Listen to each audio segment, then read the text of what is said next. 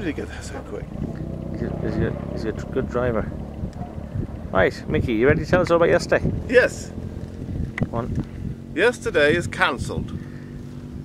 Due to lack of From interest. memory, lack of interest and everything else. We started off alright, but within 10k to start, the car started to fart and miss and backfire and not go and so on and so on and so on.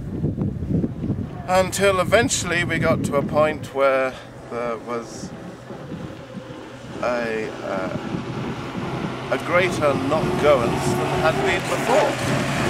With a funny noise. And we stopped and looked and investigated, and after about half an hour we discovered that, for the technically minded amongst you, one of the valves had lost its collets, which keep the pressure on the spring. So effectively there was one valve just bouncing around free, which meant that we lost compression on one cylinder completely.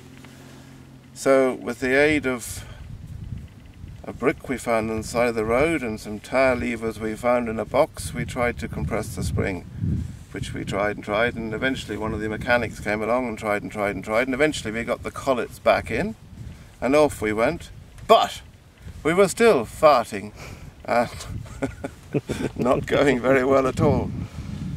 So what happened then? We farted on all the way various through the night. mechanics tried to help us, and we just decided to stagger in, and we staggered in probably 5 hours after everyone else. Luckily, Nicky had kept food for us, so we had something to eat, and then we went back out to the mechanics in the yard, and we worked for 3 hours. And finally we found what we think is the problem, which was the petrol pump was just not giving enough pressure.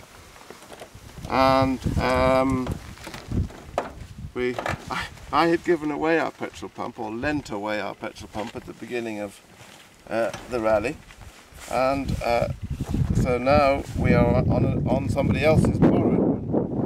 So maybe tonight or maybe tomorrow or sometime we'll have our own pump back. Thank you and good night.